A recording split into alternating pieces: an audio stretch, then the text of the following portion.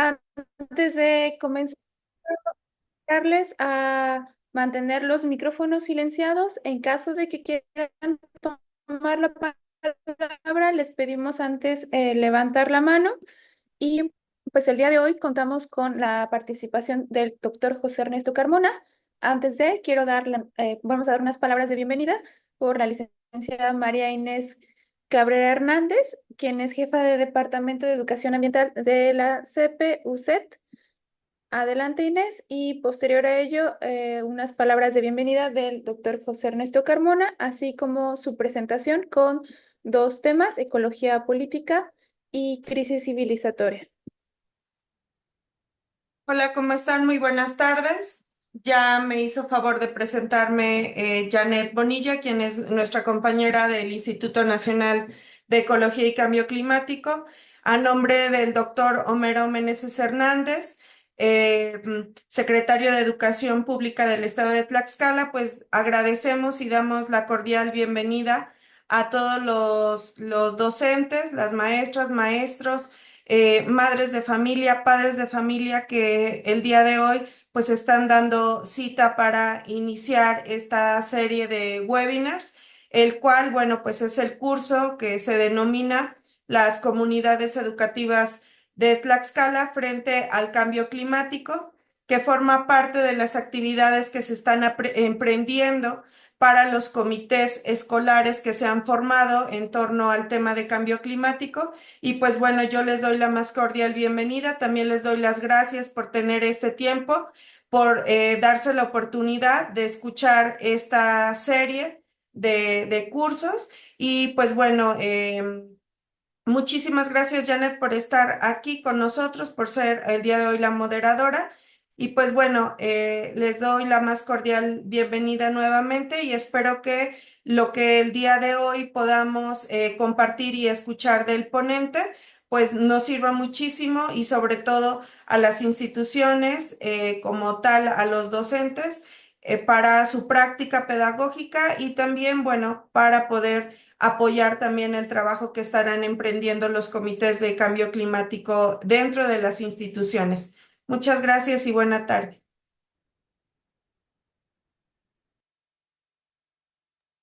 Gracias a ti, Inés. Adelante, Ernesto, por favor.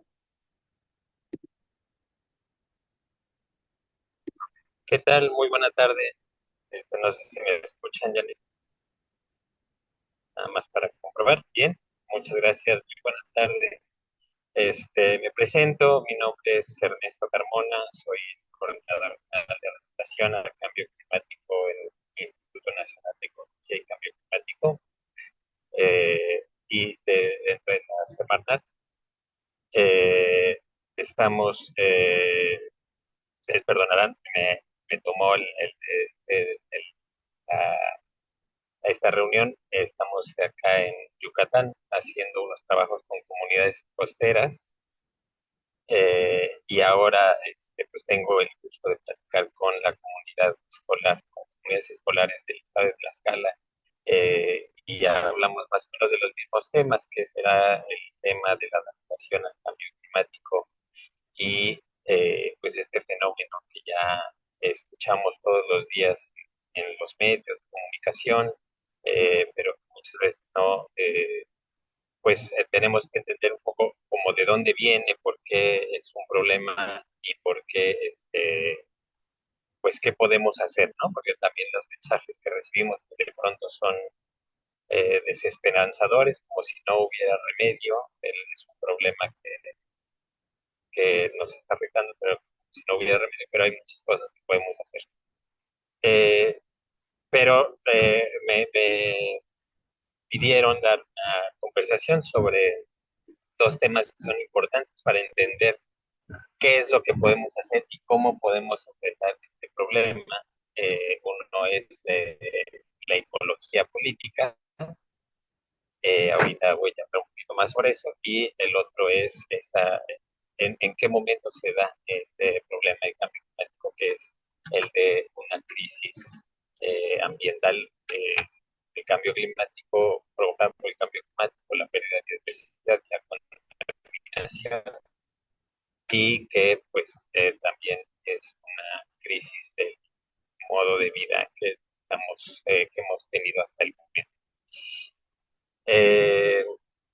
Pues bueno, si quieren podemos empezar. Agradecer, perdón, a la Secretaría de Educación Pública de Tlaxcala por convocar a las comunidades escolares. Ya escuché que hay profesores, padres de familia, y pues este problema justo que lo vamos a tener que enfrentar organizados, en conjunto. Nadie puede salir de este problema solo, por sí solo, por mucho dinero que tenga, por mucho poder que tenga. Va a ser imposible que alguien se salve solo. Entonces, qué mejor que actuar en conjunto y qué bueno que tengan este interés por este tema. Entonces, pues si quieren podemos empezar con la presentación. Janet, me haces favor. Sí, ¿me pueden dejar compartir pantalla, por favor?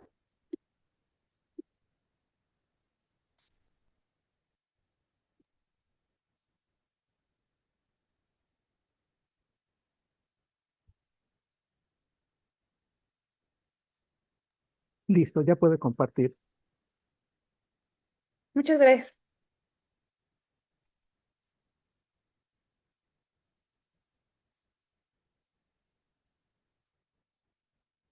Bueno, pues para empezar, muchas gracias. En lo que se va instalando la presentación, yo quisiera, y a ver si nos pudieran contestar acá en el chat alguna impresión. Eh, ¿Ustedes están de acuerdo en que todo en la naturaleza es, pues sirve para beneficio de las personas y todo tiene un dueño? ¿Podrían estar de acuerdo con esa afirmación? Todo en la naturaleza es propiedad de alguien. Si nos responden así en el chat, así, sí, no, o más amplio, este, para ir como calentando la reflexión. Ya nos dicen que sí, supongo que ese sí es, todo tiene un dueño.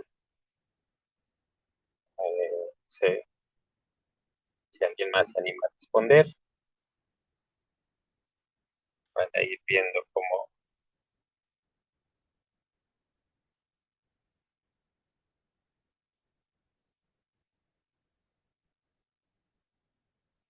la naturaleza no le pertenece a nadie. No, no, ok,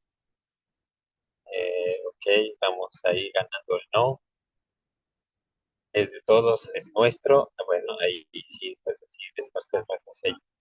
Criterio de propiedad, no necesariamente, no, muy bien. Ya más o menos nos vamos dando cuenta de que no, no hay, hay una perspectiva de que no es propiedad. No existe un dueño, sin embargo, sí es la responsabilidad de todos cuidarlo, nuestra obligación es cuidar el medio ambiente y el entorno que nos rodea, ¿no? Pero sí somos corresponsables de conservarlo. Bueno, pues ya veo que la mayoría piensa que no, y esto es un poco contradictorio porque en realidad lo que hemos hecho con la naturaleza es tratarla como un objeto, ¿cierto? No sé si ya está la presentación, yo no lo estoy viendo o todavía no. Parece que Pero tienen bueno, algo de problemas. En un momento, por favor. ok. Bueno, en lo que se sigue instalando puedo seguir abundando. La forma en que hemos tratado la naturaleza parece algo que ya está predeterminado, o por así decirlo, todos. Pues nos hacemos un terreno, una casa, o si alguien cultiva es un cultivo, es propiedad de alguien. Eh, pero este sentido no necesariamente, no siempre fue así, y quizá la escala que guarda mucha memoria fueron las culturas prehispánicas, y incluso es de los pocos territorios que conservan los apellidos de las culturas prehispánicas masivamente. Pues es testimonio de eso. No siempre fueron las cosas.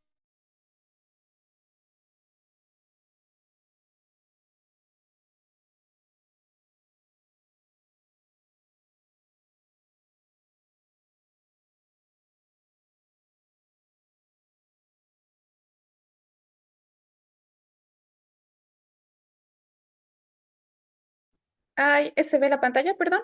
Sí, ya se ve, pero bueno, yo no escucho nada. ¿Alguien más está igual que yo?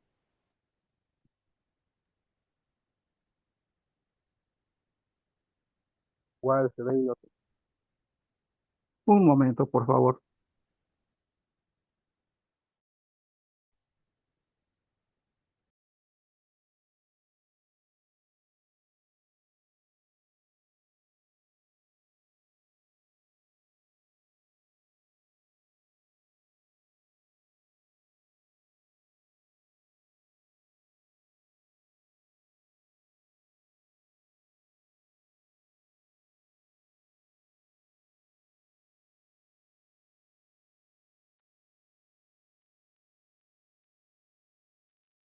Perdón, acá me estoy conectando de otro lugar, para seguir la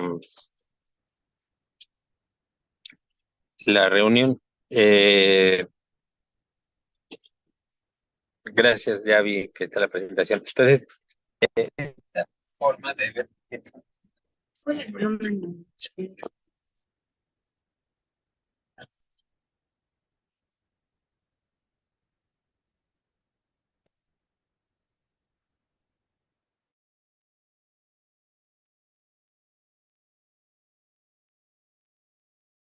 ¿Nos escucha? Un momento, por favor. Mantengan cerrados sus micrófonos.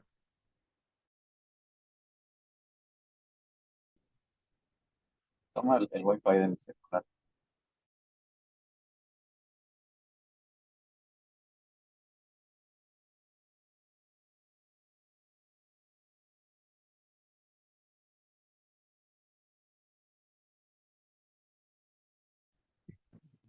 Hola, hola, ¿me escuchan? Sí, ya lo oímos. Sí, adelante.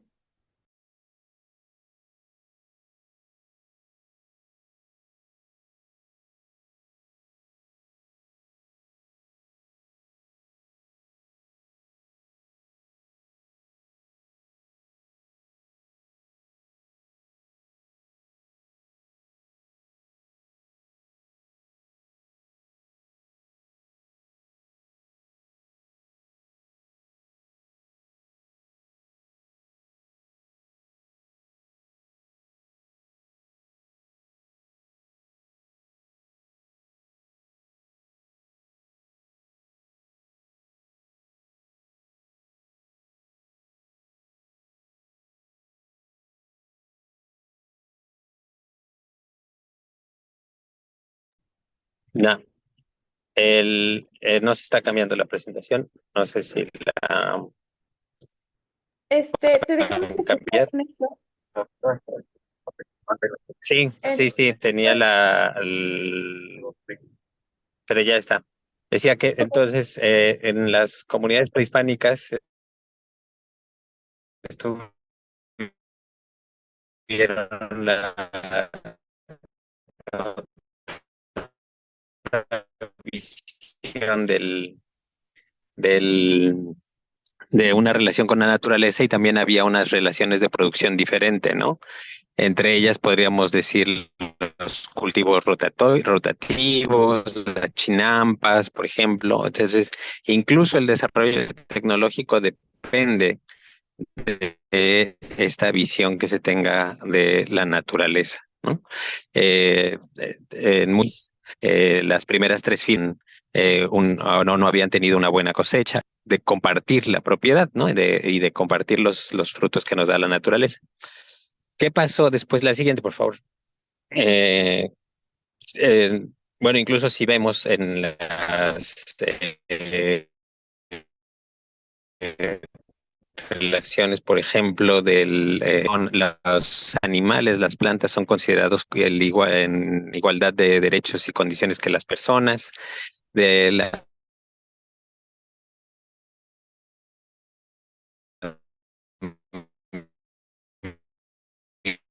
misma manera está el visión. ¿Qué pasó a la llegada de y luego el proceso de colonización? Pues traían una visión diferente, ¿no? Y las primeras expresiones de esta relación de lo que denominamos ecología política o de lo que sea, eh, se- de esta relación entre el medio ambiente y la política las vemos en los escritos que seguramente en las escuelas habrán visto de los pensadores liberales como Rousseau, Montesquieu, que dicen que pues las comunidades más frías son de mayor trabajo y las comunidades tropicales pues son más perezosas porque tienden a tener facilidad o con facilidad acceso a los recursos. Esto obviamente pues determina que pues las comunidades frías en aquel momento pues son mayoritariamente donde viven los europeos, las comunidades tropicales pues es donde vivimos las comunidades, otras comunidades que son susceptibles entonces de pues de someter, ¿no? Y de que se les cambie la visión porque pues son más perezosas. También por ahí desde una visión que se conoce como malthusianismo de Malthus, pues empieza a ver que pues, va a haber eh, falta de recursos y que la población va a crecer exponencialmente y entonces vamos a tener una falta de recursos en el futuro y entonces ya también se configura una visión donde se está diciendo que pues el acceso a recursos y al medio ambiente está, está determinada por la cantidad de personas que puedan vivir. La siguiente, por favor.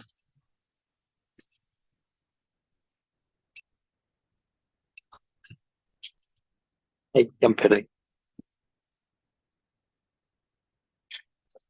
Luego también hay un ejercicio que es del grupo de que se denominan los naturalistas, estas expediciones que aprendemos en la escuela también, los trabajos de Darwin, de Humboldt, donde pues hablan este, de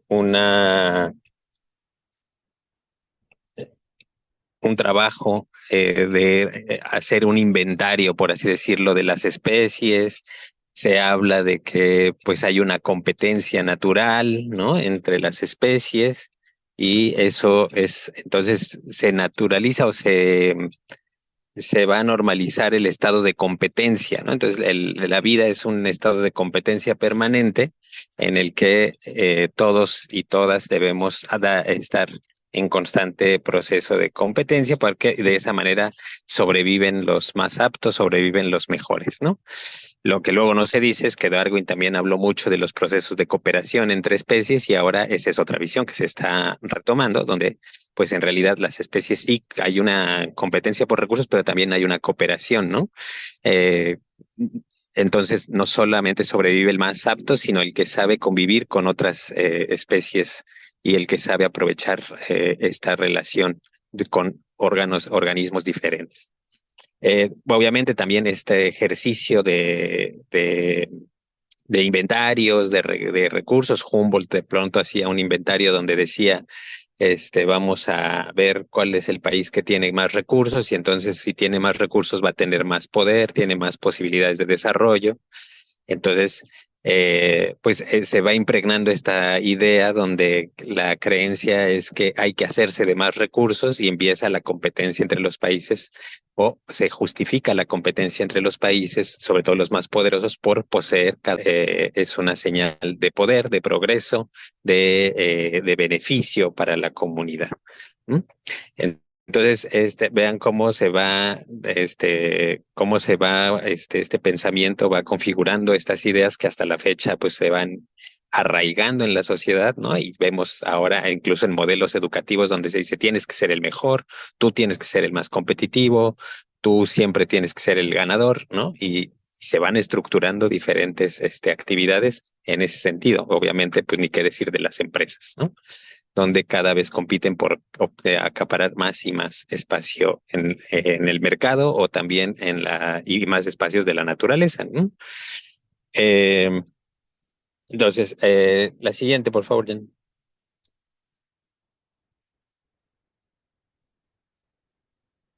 La siguiente. Ah, bueno, esta visión obviamente pues empieza a dar una competencia por los recursos naturales, que lleva al proceso de conquista y colonización, y se lleva esta visión de que hay que apropiarse de la naturaleza, es decir, la colonización no es más que una apropiación de territorios por parte de los países más poderosos para su aprovechamiento particular. Y una visión también donde se hace, bueno, decía de Humboldt hace rato que no, que hay una admiración por él, por decir, es que hizo un trabajo naturalista, inventarios de naturaleza.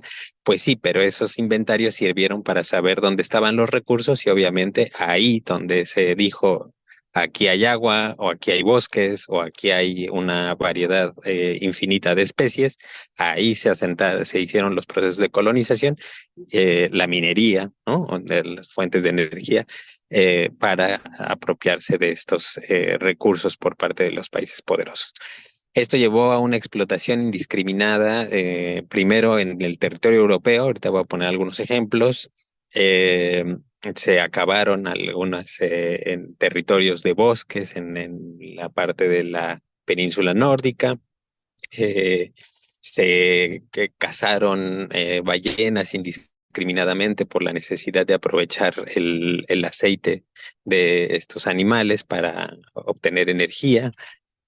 También hay el caso de un pez que se llamaba esturión, que incluso cuando desapareció, porque era muy demandado por las élites europeas de ese momento, del siglo XVI, pues después se empezó a cultivar el pollo para que pareciera carne de esturión, ¿no? O sea, ese grado de explotación de la naturaleza se llegó.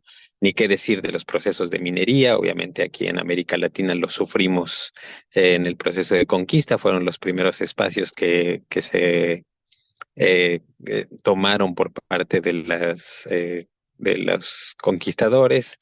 Eh, y bueno, esto en Europa obviamente llevó también la agricultura a un agotamiento del suelo que terminó pues expulsando a buena parte, entre otros factores, a buena parte de la población de ese continente.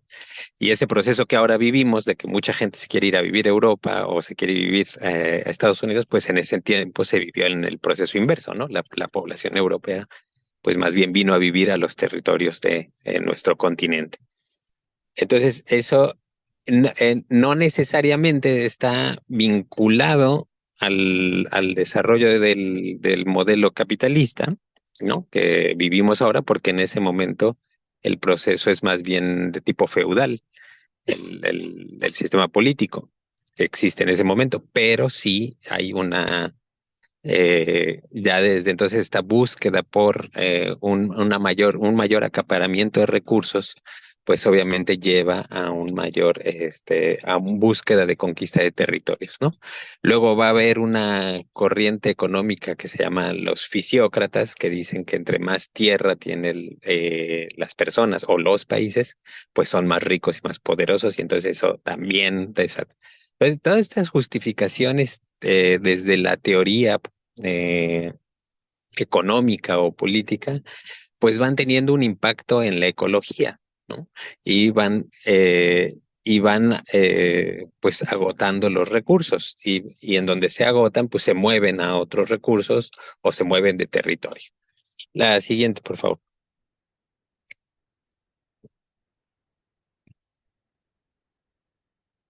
¿Cómo se ve ya medio, ahorita les platiqué un poquito de cómo lo va viendo la economía y la política?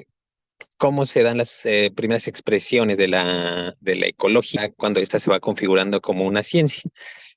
Pues primero es esta visión, ¿no? La naturalista, donde se hacen estos inventarios, se hacen líneas, familias de especies, se les relacionan, se les clasifica, y esta clasificación de pronto lleva a ver las especies también como aisladas, es decir, a la hora de clasificarlas y hacer estas agrupaciones por familia, entonces se analiza cada especie como de manera aislada y no se analiza el sistema vivo en conjunto.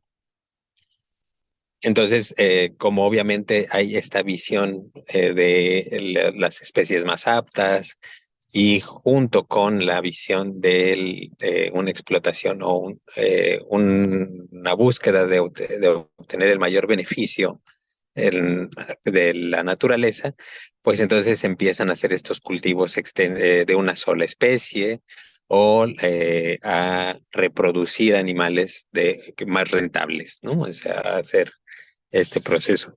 O los grandes procesos de cacería, por ejemplo, en América del Norte, la intensiva cacería de especies para aprovechar las pieles, ¿no? Que ese es el negocio. Entonces, todo el resto del animal se desecha o se aprovecha muy poco, pero lo que se busca es tener las especies, las pieles porque son demandadas en el mercado, ¿no? Otra vez la obtención del beneficio, normalmente económico y material, por sobre el cuidado de la naturaleza como un sistema vivo y un sistema necesario para nuestra propia supervivencia. Obviamente empieza a crecer y luego vendrá junto con este proceso de colonización, irá acompañado después de un proceso de industrialización. Y esto es muy interesante porque el proceso de industrialización supone, ¿no? Es como en el mundo ideal, la industria va a ser el mecanismo mediante el cual accederemos a una vida mejor, a un mayor bienestar como sociedad humana. Entonces, entre más mecanizado esté el mundo, vamos a tener una mejor vida.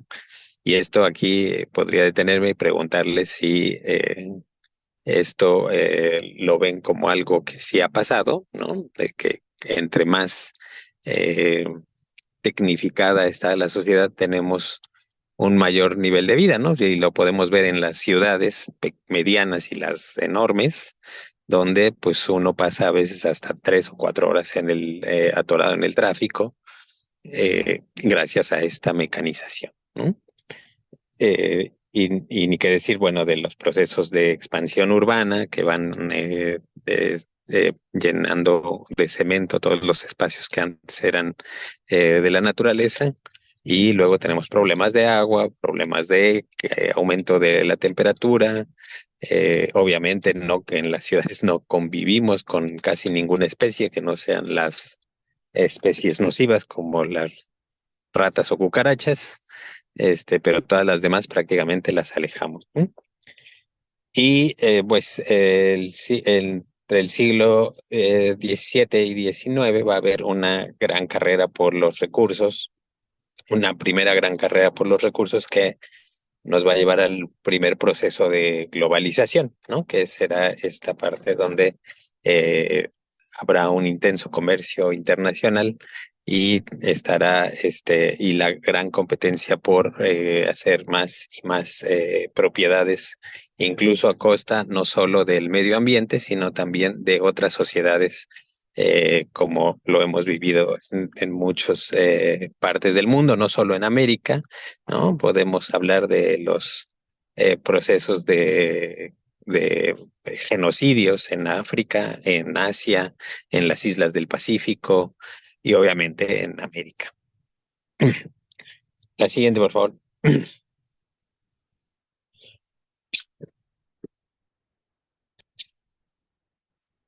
Ya para el siglo XX, entonces veremos aparecer las primeras ideas de la ecología política, es decir, esta relación, una vez que se dan estos grandes procesos de extinción o casi extinción de especies, de contaminación masiva por la industrialización y que se empiezan a ver estos efectos, pues hay una preocupación perdón, por la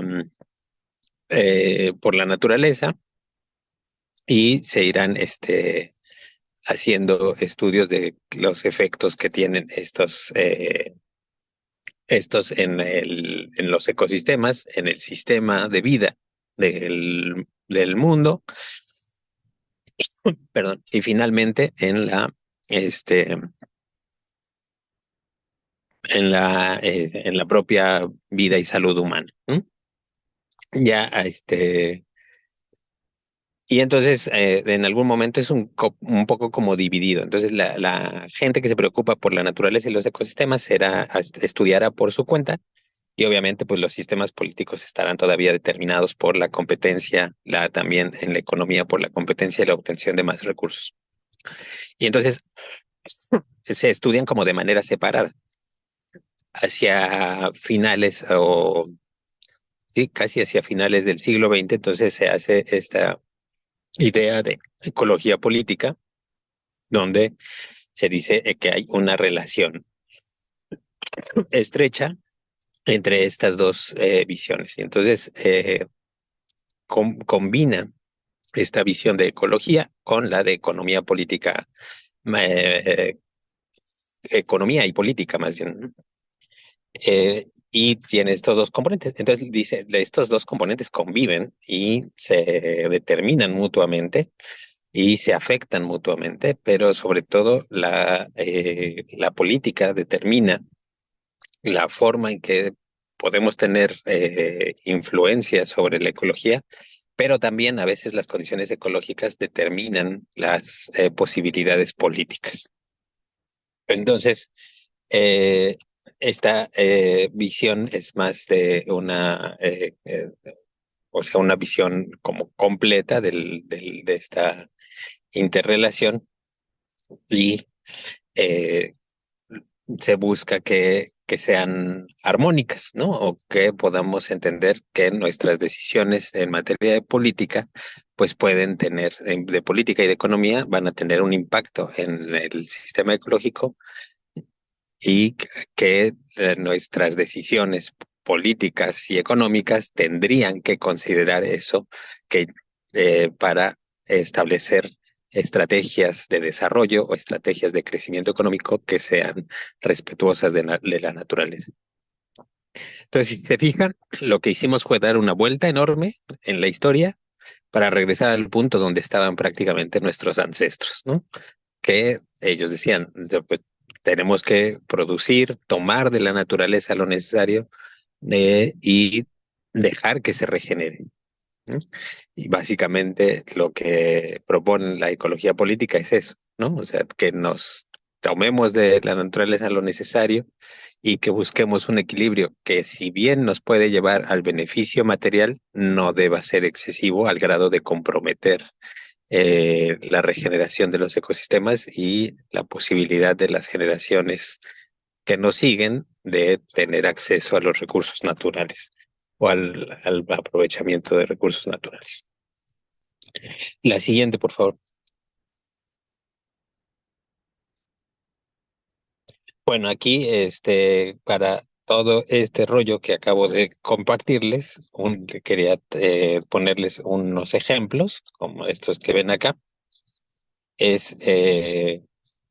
Si ven el mapa que estará a su izquierda, pues es como estaba Europa, ¿no? Todavía de acuerdo a los estudios, eh, en el tiempo previo a las grandes civilizaciones y cómo está hacia el año en 1500, que es cuando empieza la Edad Media, y básicamente pues ya hay un agotamiento de los recursos forestales, ¿no? La deforestación ya es intensa porque ya hay una práctica agrícola más o menos extendida, y esto pues va a tender a agravarse, ¿no?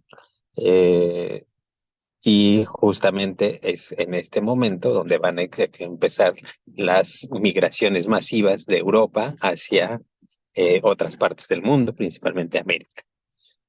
Entonces vean cómo hay esa relación, ¿no? De la práctica política y económica de ese momento, porque además también hay que recordar que en ese momento pues la concentración de la propiedad de la tierra pues es muy alta porque solo ciertas personas pueden tener propiedad de la tierra. Por un lado, por el otro estarán la explotación intensiva con la finalidad de tener más recursos y entonces pues se irán de ahí, sobre todo las poblaciones más pobres, pues se irán de esos territorios, en este caso de Europa, y saldrán a buscar en otros lugares, ¿no? Eh, la siguiente, por favor.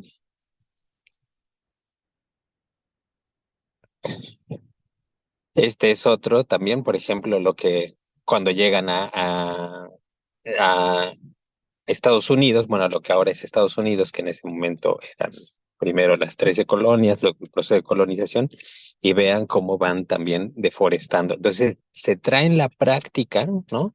La visión política y económica que traen de Europa, se la traen al, hacia el nuevo continente y van a tener este proceso de deforestación, ¿no? Y porque van a traerse las mismas prácticas y la misma visión de relación con la naturaleza, que es para explotar, para obtener ganancias. La siguiente, por favor.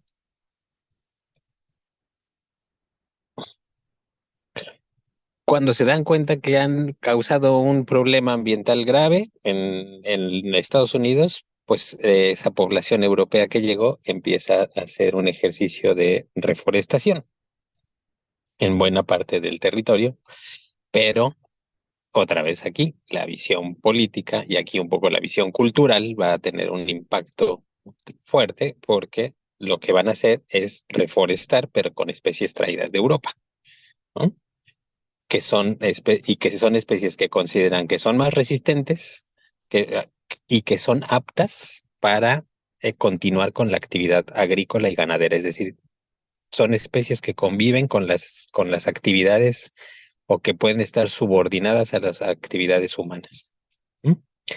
Entonces, básicamente, buena parte de la costa este, la parte del Atlántico, se va a estar, pues va a estar mayoritariamente reforestada con este tipo de especies, también hasta la zona de California, del otro lado, hacia el Pacífico, pues se calcula que más o menos el 60% de la reforestación se ha hecho con especies traídas de Europa, ¿no?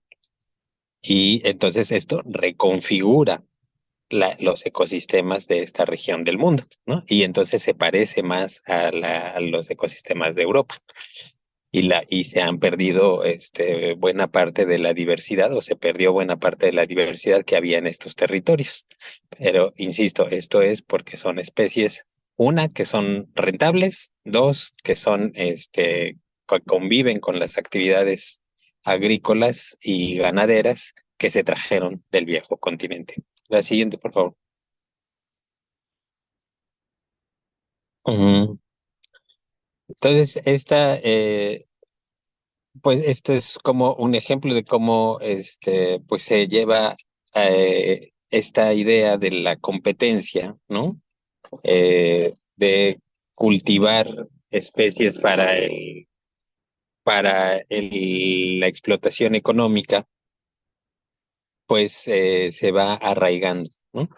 Y entonces nos vamos acostumbrando a ver a la naturaleza como algo que está para nuestro servicio. Y entonces lo que se hace es privilegiar las especies que se consideran útiles. Por ejemplo, pues obviamente las vacas, los pollos, gallinas, los cerdos, obviamente en algún momento los caballos. Entonces, y de las plantas más o menos lo mismo, ¿no? O sea, todas las especies que son útiles para nosotros son las que podemos o vamos a reproducir. Entonces, si ustedes se van, por ejemplo, a una zona hotelera en alguna playa de estos grandes hoteles, verán que no existen las plantas del, del lugar, ya no existen las plantas del lugar, sino que se ponen plantas de ornatos, que se vean bonitas, y que muchas veces no son de esa región, ¿no? Y que pues de esa manera se puede tener un beneficio de estos espacios. Eh, y todo aquello que es útil, ¿no? En la naturaleza, minerías, agua, bosques, obviamente territorios para especies, entonces es posible que yo lo haga mi propiedad. Y al hacerlo de mi propiedad, puedo hacer con él lo que quiero, Y entonces esta visión se va arraigando al grado de que lo volvemos como algo natural, ¿eh? Como si así hubiera sido el mundo, ¿no? Así como Dios creó el cielo, la tierra y al sexto día creó también la propiedad privada, ¿no? Y no es, y no fue necesariamente así, por lo que les estoy comentando, que han existido otras visiones eh, de una relación con la naturaleza de parte de otras culturas. La siguiente, por favor.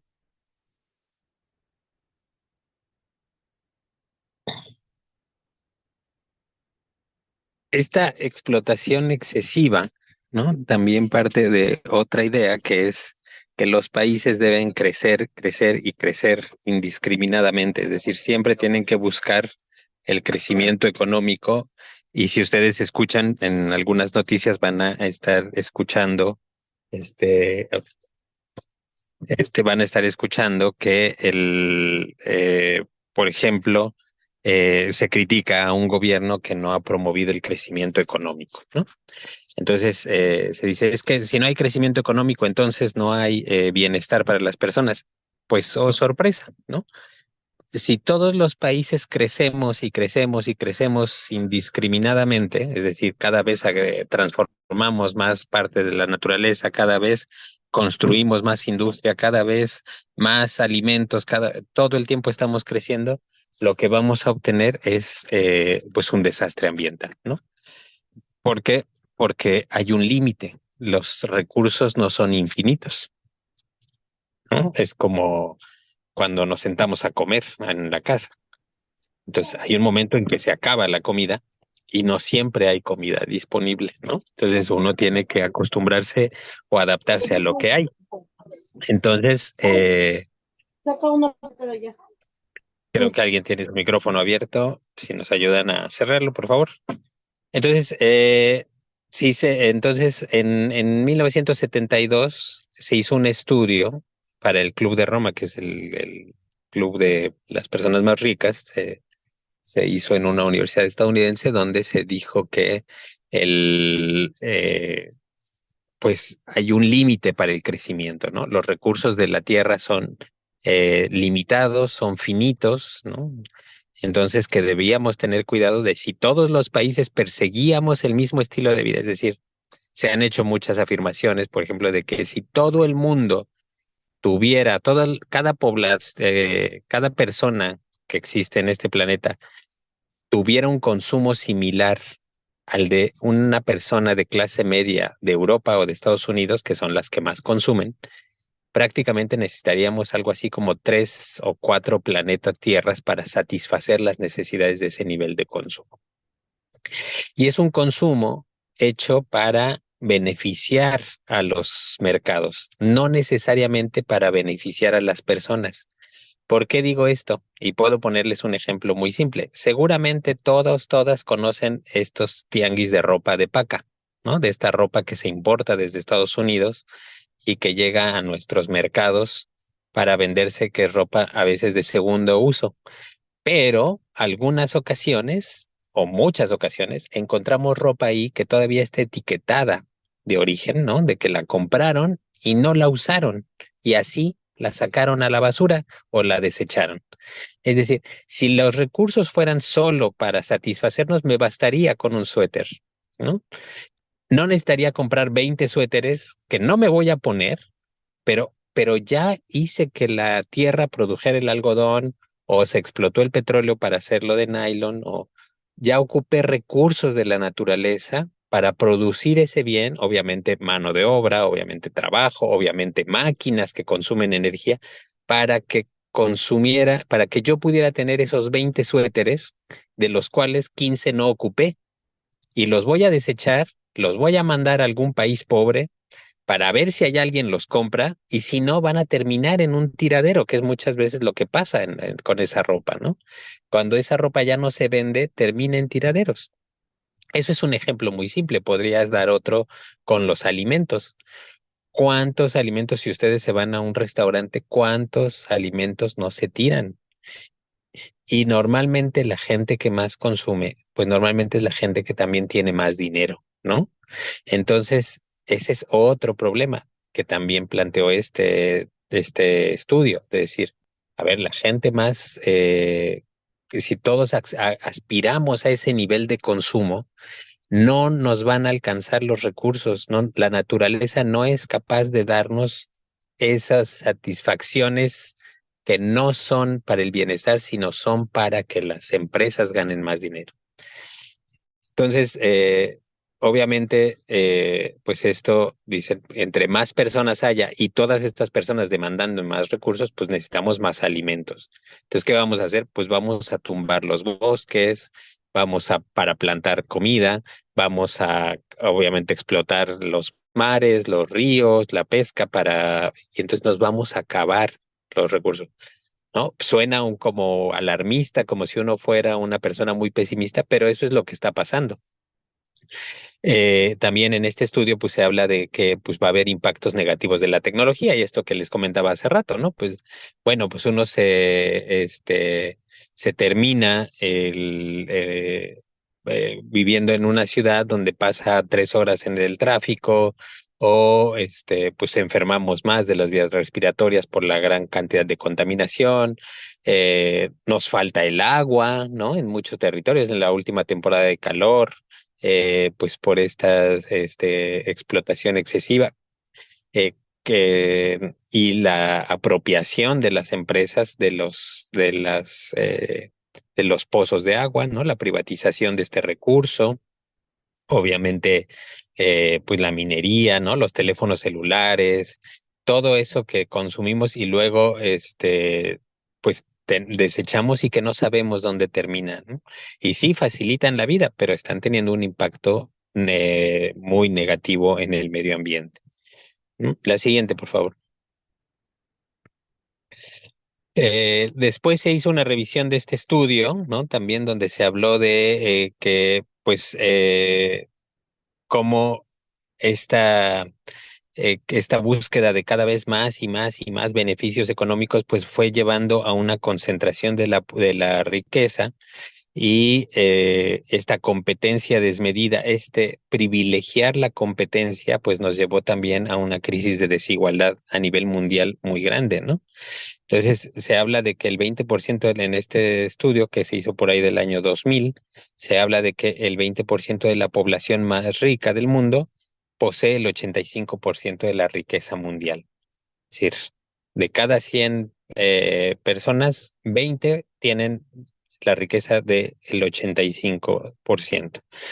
Eso es pues una concentración muy bárbara, ¿no? Porque entonces al otro 80% de la población le queda apenas 15% para repartirse, ¿no? Eh, Empiezan a hablar también de que pues ya hay una degradación de los suelos, un agotamiento de la pesca, obviamente, y fíjense lo que son las cosas, ¿no? En esta degradación de suelos nos lleva a que los alimentos, por ejemplo, unas espinacas o una zanahoria, que antes decían, no, pues tiene muchas vitaminas, minerales, como las plantas ya no pueden, se cultiva y se cultiva y se cultiva en el mismo suelo, las plantas ya no pueden tener los mismos nutrientes que tenían hace 30 años. Entonces, por mucho que uno se tome su jugo verde, su jugo de zanahoria en las mañanas, ya no tiene los mismos beneficios a la salud que tenía no sé, 50 años, ¿no? Porque el suelo ya no le aporta los mismos nutrientes. Si está la zanahoria ahí, si están las espinacas, si está no sé, que consumimos más el arroz, el trigo o el maíz, pero ya no tiene los mismos nutrientes, ¿no? Y ni qué decir, bueno, si utilizamos encima agroquímicos. Entonces, estos análisis ya empiezan a decir, oye, si hay más alimentos, si hay más producción, porque tenemos una tecnificación de la producción agrícola, pero nos está llevando, ya no tiene los mismos efectos. La siguiente, por favor.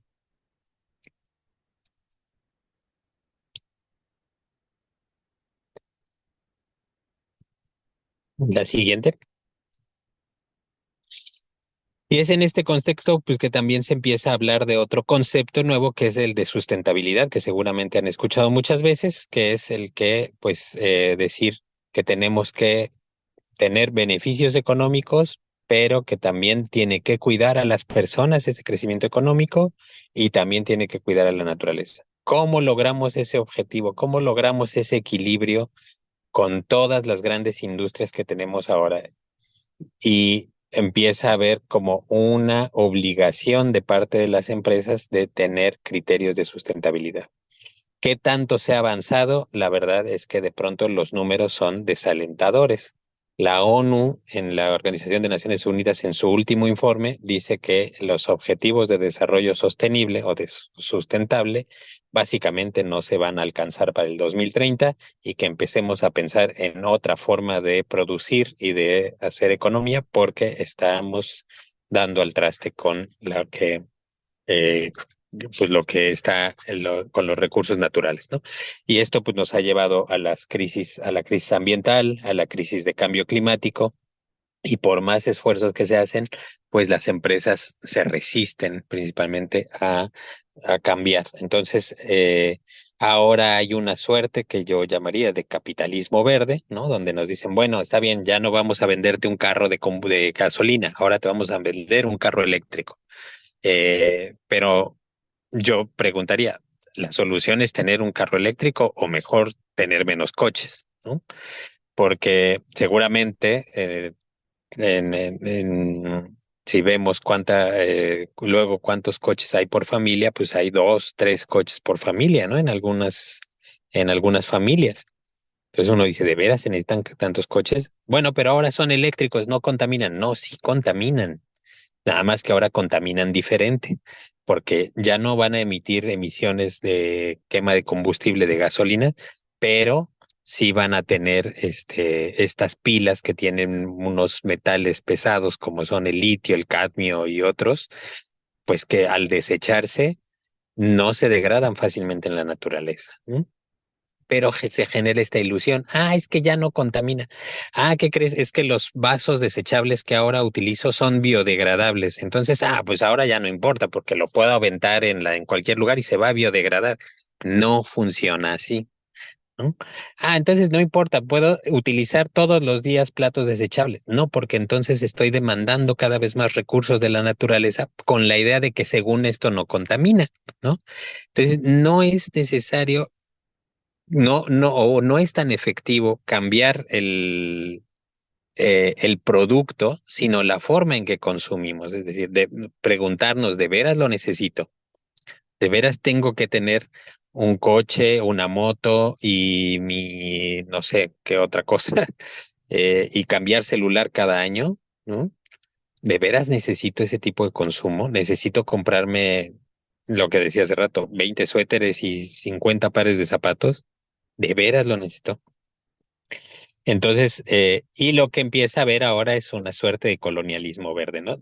Ahora, seguro, pues todas estas noticias que hemos oído durante años de las guerras provocadas por el petróleo, pues ya tuvimos una primera guerra o un primer golpe de estado provocado por la competencia por el litio que es necesario para las baterías de los países, de los coches eléctricos, ¿no? Entonces en Bolivia se dio un golpe de estado y pues incluso desde Estados Unidos el empresario Elon Musk puso un mensaje en una red social donde dijo, vamos a dar los golpes de estado que sean necesarios y pues se tienen que acostumbrar, ¿no?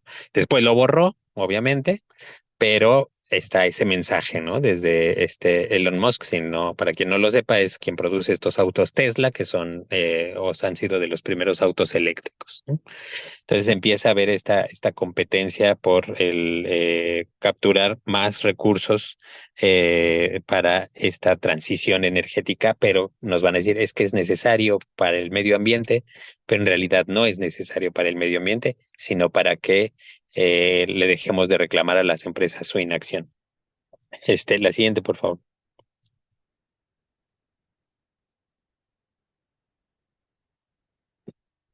No sé, Janet, aquí no sé Marta, si ya me pasé de tiempo. sí, sí, justo te iba a decir que vamos un poquito retrasados en el tiempo, entonces vamos a cortar el receso, más bien para que continuemos con el tema.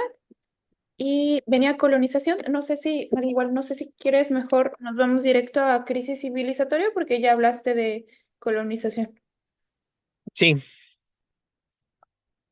pero básicamente, aunque esta creo que no, ya no te mandé la última, pero si quieres, se habla de que ahora hay desde la Organización de Naciones Unidas se dice hay una triple crisis, ¿no?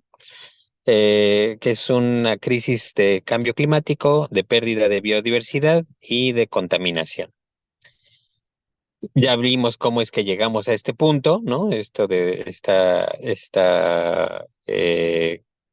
búsqueda de mayor beneficio económico y cómo, pues, por buscar el mayor beneficio económico, pues nos hemos llevado a la naturaleza entre las patas. eh, y finalmente, aquí hay una serie de cuestiones, ¿no? Por ejemplo, lo que se nos dijo es que pues la ciencia, la tecnificación nos va a llevar a un mayor bienestar. Estamos viendo que no. Se nos dijo también que la ciencia es objetiva y busca la verdad y todas las decisiones basadas en ciencia son la mejor solución para los problemas que enfrentamos. También tenemos ahí un cuestionamiento fuerte, ¿no? De decir, a ver, por ejemplo, ¿no? Les voy a poner ejemplo, en Austria, en la ciudad de Viena, a pesar de que Europa era la región que tenía más disponibilidad de vacunas durante la pasada pandemia, el 30% de la población en Viena, en esta ciudad de Austria, no se quiso vacunar, ¿no? Por la desconfianza sobre la ciencia, ¿no?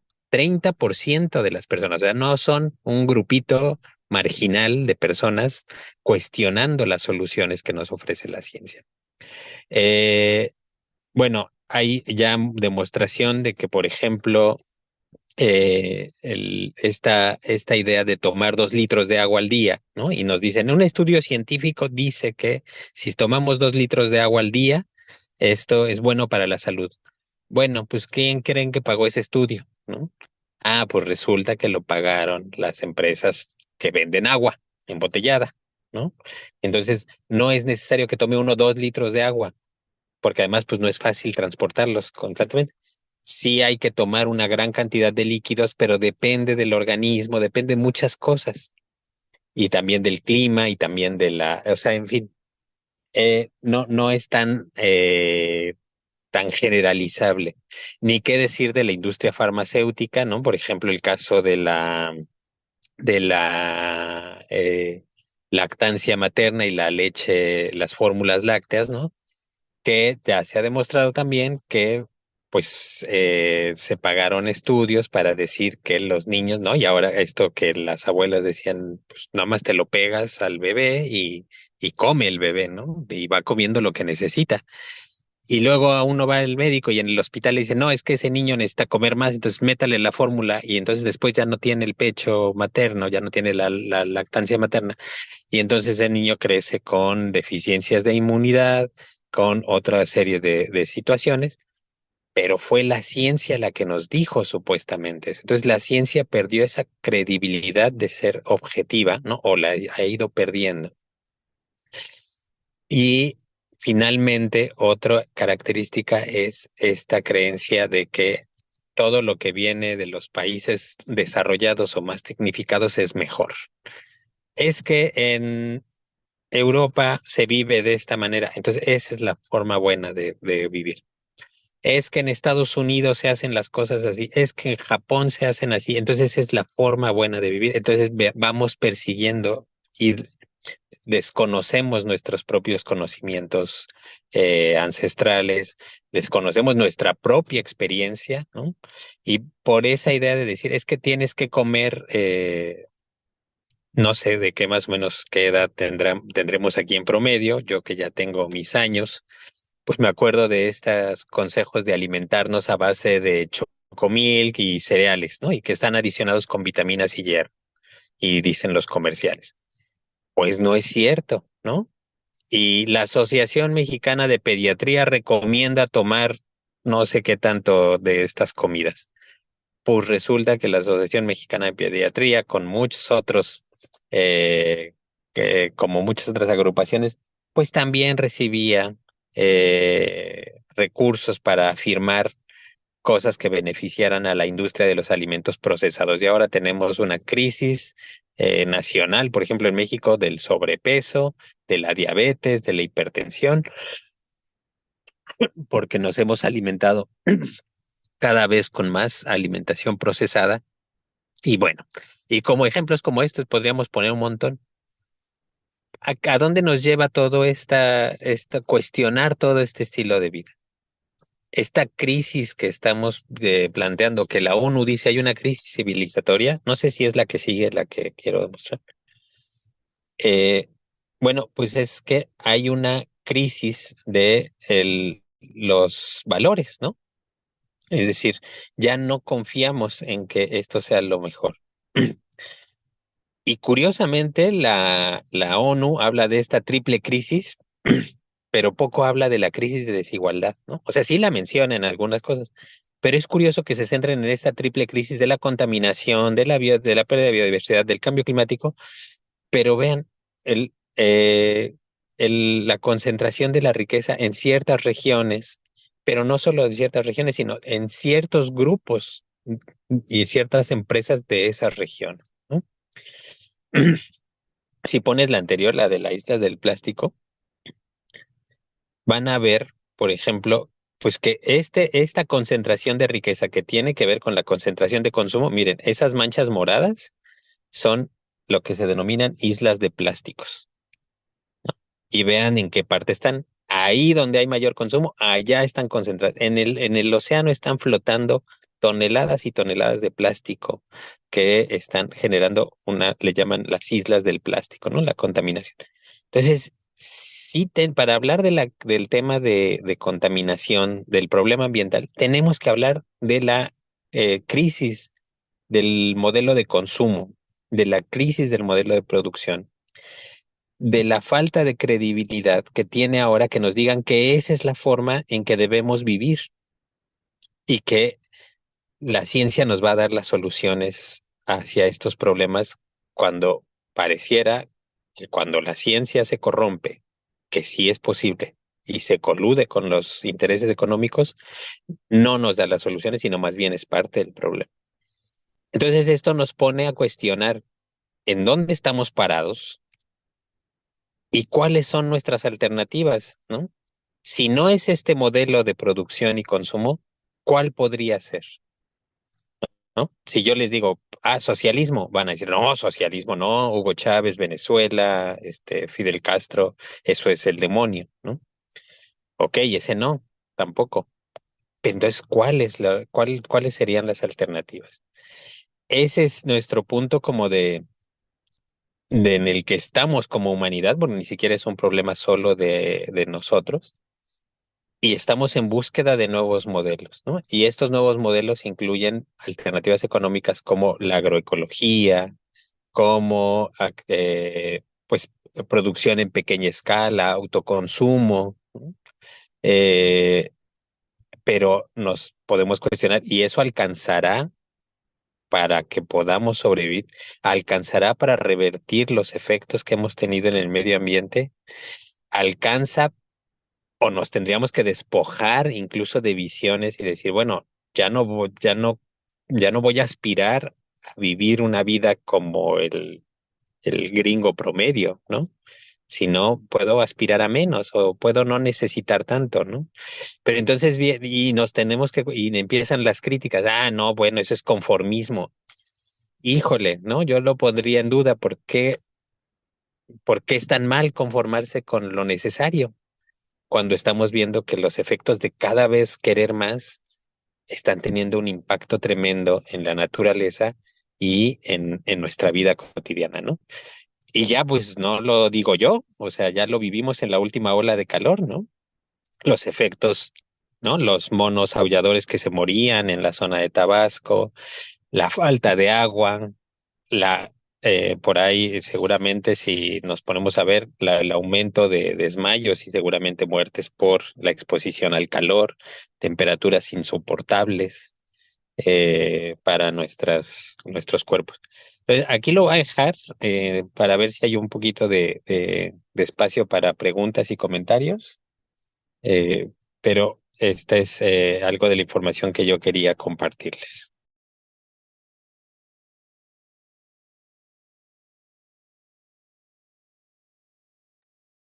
Gracias, Ernesto. Y pues nos quedan unos minutos solamente para una ronda de preguntas y respuestas. Quiero reiterar que las presentaciones se van a compartir en la plataforma. Al terminar el ciclo de webinarios, van a recibir sus datos para que puedan acceder a la plataforma y ahí no solo van a poder visualizar las conferencias, sino también realizar sus actividades, las cuales son un requisito para poder obtener una constancia de este ciclo de conversatorios.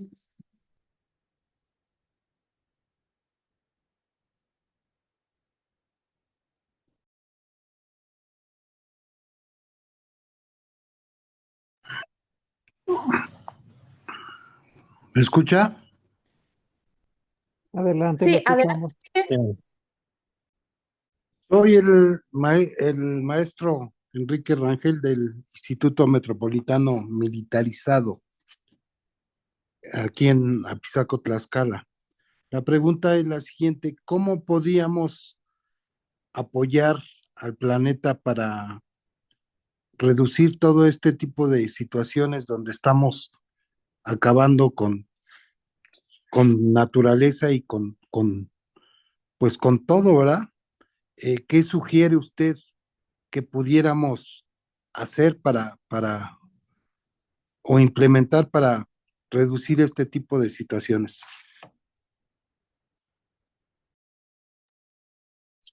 Bueno, hay varias alternativas, ¿no?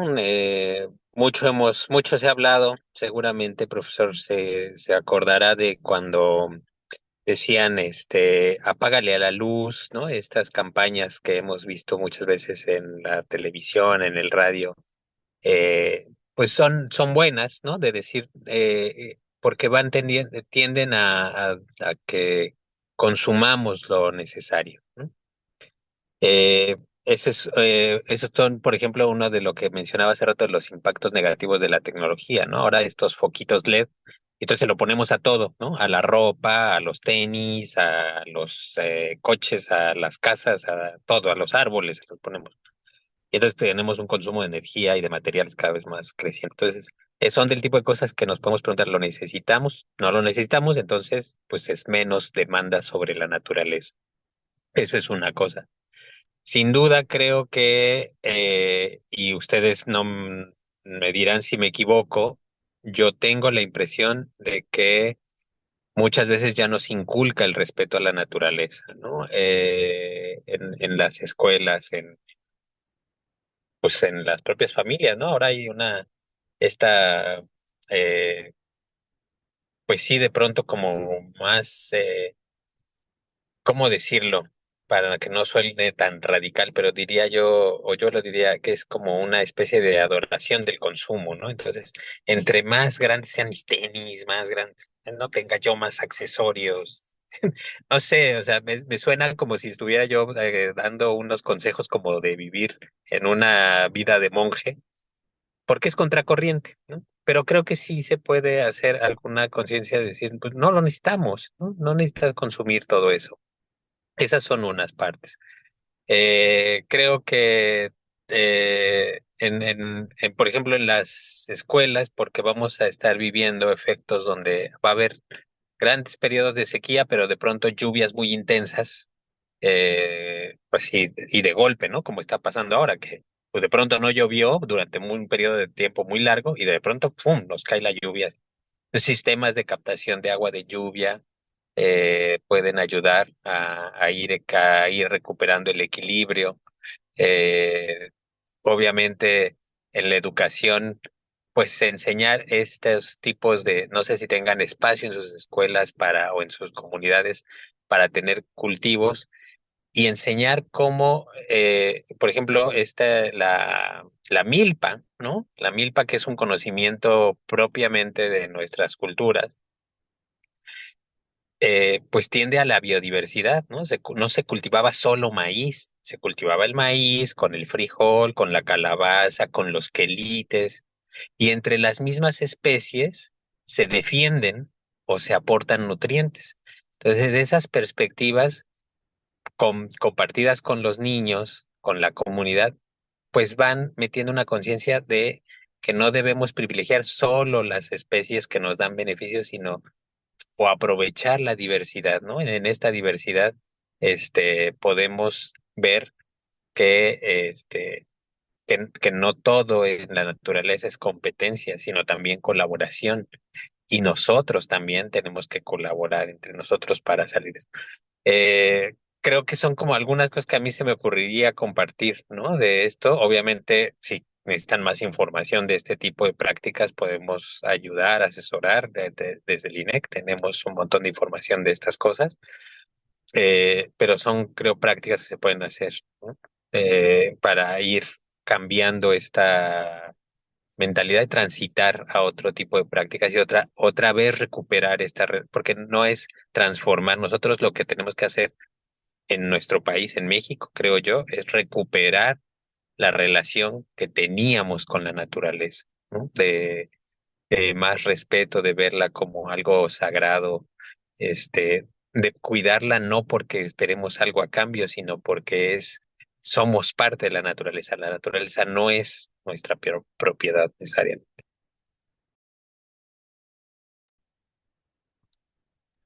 Muchas gracias, señor. Agradezco su respuesta y tomaremos en cuenta ahí algunas situaciones que nos hizo favor de comentar. Gracias. Gracias a usted, profesor. Si existe algún otro comentario, es el momento de levantar la mano o tomar la palabra.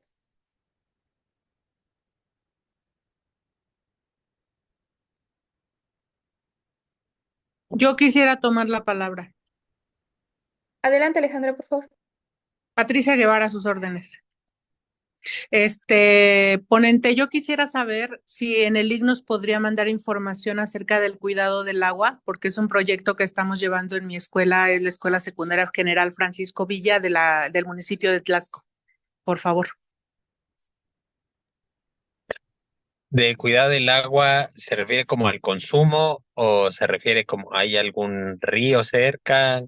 ¿Cómo en qué sentido? ¿O sería Al como cuidado algo del agua integral? de manera general como recurso. Sí, claro que sí. Podemos enviarles información sobre eso. Gracias, Gracias, muy Ernesto. amable. Quiero comentarles que estas son las primeras sesiones. Nos dan un encuadre general respecto a temas ambientales. También ya veremos más específico cambio climático. Tanto esta sesión como la siguiente nos van a permitir enmarcarnos de manera general. Las sesiones que vienen, bueno, estamos organizados por diferentes módulos. En las sesiones de educación ambiental veremos este tipo de estrategias y lo que se puede realizar desde las comunidades escolares, y esto también siempre pensado desde un sentido comunitario, es decir, no desde las acciones individuales o familiares aisladas o la escuela aislada, sino desde toda la comunidad organizada para hacer frente a las problemáticas ambientales y específicamente en cambio climático. También veremos como temas de agua, de agroecología, así que no desesperen. Nuestra intención también es que estas sesiones tengan una mirada muy esperanzadora a pesar de los diferentes retos a los que nos enfrentamos. Inés, ¿quieres dar algunas palabras de cierre si no hay más comentarios? Sí, con mucho gusto. Pues sí, también comentar a las maestras, los maestros, padres de familia que están conectados a esta sesión. Es la primera, justo es como dar un panorama general de lo que van a encontrar también más adelante en las siguientes sesiones. Y también pues comentar que el Departamento de Educación Ambiental tiene contacto con todas las dependencias del ramo ambiental, valga la redundancia, del estado de Tlaxcala, y en esta ocasión, bueno, tenemos la fortuna también de poder contar con el apoyo por parte de la Secretaría de Medio Ambiente y Recursos Naturales federal, lo cual pues nos da también pues certeza de poder tener información precisa, muy clara, muy digerible y sobre todo pues que es de muchísimo apoyo para todas las instituciones educativas. Los invito a que puedan acercarse al departamento, conocer lo que estamos trabajando. Trabajamos bajo 4 ejes, que es seguridad alimentaria y que tiene que ver justo con el rescate de poder tener los huertos escolares, que también se pueden trabajar con este diseño que ya comentaba Ernesto sobre milpa y que va a empezar a ayudar muchísimo al cuidado del agua, al cuidado del suelo, al cuidado como tal de la alimentación de todos los niños, niñas, jóvenes, adolescentes de nuestro estado. Y también estamos trabajando en lo que es bienestar animal, ecología, que trae temas detrás de, ahora sí, del nombre ecología, que es los jardines polinizadores, la reforestación, el cuidado del agua, lo que es el cambio climático como tal, o la Agenda 2030, separación de residuos. Y el último, bueno, otro de los ejes es ahorro energético. Entonces, yo invito a todas las instituciones educativas a que sigan sumándose a estas acciones, a que no falten a estas sesiones, de verdad, son muy interesantes y sobre todo de mucho beneficio para, pues, para la práctica dentro del aula, pero sobre todo para todos estos proyectos que se están pensando como proyectos comunitarios. Agradezco mucho la asistencia, agradezco mucho la participación del ponente, el tiempo que nos dio. Estas sesiones van a estar disponibles para que después se puedan volver a consultar. Y bueno, ya lo comentaba la compañera Janet, también habrá un espacio donde ustedes estarán haciendo algunos ejercicios o actividades, lo cual pues va a apoyar muchísimo pues la retroalimentación, ¿no? Sobre los temas que se irán viendo de manera consecutiva. Y pues bueno, esto hará que ustedes puedan ser acreedores de una constancia. Si bien es bueno tener un documento, pero bueno, yo los invito a poder tener ese conocimiento a través de cada sesión. Muchísimas gracias y buenas noches para todos. Muchas gracias, buena noche. Gracias, Inés. Y bueno, nos encontramos en el siguiente conversatorio. De las preguntas que se quedaron en el chat, las responderá nuestro ponente y se las hacemos llegar o las comentamos en la siguiente sesión. Gracias, Ernesto. Janet, gracias, profesora. Que tengan muy buena noche. Igualmente, muchas gracias para todos. Un abrazo.